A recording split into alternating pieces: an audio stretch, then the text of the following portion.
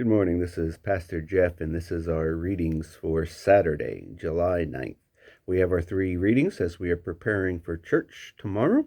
Psalm 25, 1 through 10 is our psalm reading.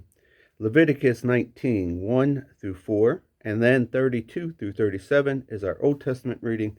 Then John chapter 3, 16 through 21 is our New Testament reading. Let us take a listen in. Psalm 25. My head is high, God, held high. I'm looking to you, God. No hangdog sulking for me. I've thrown in my lot with you. You won't embarrass me, will you? Or let my enemies get the best of me? Don't embarrass any of us who went out on a limb for you. It's the traitors who should be humiliated. Show me how you work, God.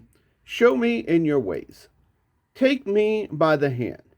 Lead me down the path of truth. You are my Savior, aren't you? Mark the milestone of your mercy and love, God. Rebuild the ancient landmarks. Forget that I sowed wild oats.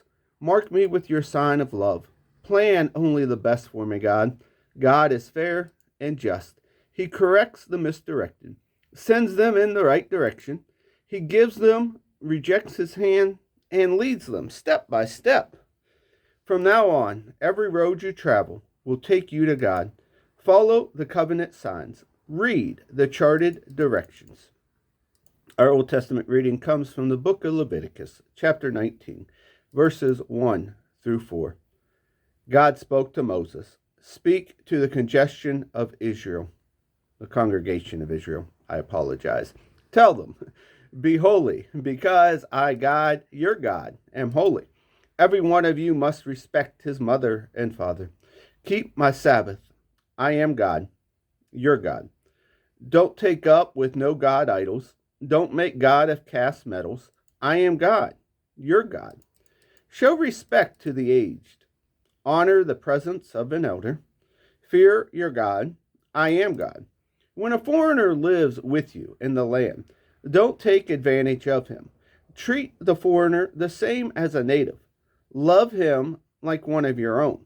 Remember that you were once a foreigner in Egypt. I am God, your God. Don't cheat when measuring length, weight, or quantity. Use honest scales and weights and measures. I am God, your God. I brought you out of Egypt. Keep all of my decrees and all my laws. Yes, do them. I am God. Our New Testament reading comes from the Gospel of John, chapter 3, verses 16 through 21. This is how much God loved the world, that he gave his Son, his one and only Son. And this is why, so that no one needs to be destroyed by believing in him. Anyone can have a whole and lasting life. God didn't go through all this trouble of sending his Son merely to point an accusing finger, telling the world how bad it was. He came to help, to put the world right again. Anyone who trusts in him is acquitted. Anyone who refuses to trust him has long since been under the sentence of death without knowing it. And why? Because of that person's failure to believe in the one-of-a-kind Son of God when introduced to him. This is the crisis that we are in. God lighted streamed into the world, but men and women everywhere ran for darkness. They went for the darkness because they were not really interested in pleasing God. Everyone who makes a practice of doing evil, addicted to denial and illusion, hates God light and won't come near it, fearful of painful exposure. But anyone working and living in the truth, in reality, welcomes God light, so the work can be seen for the God work it is.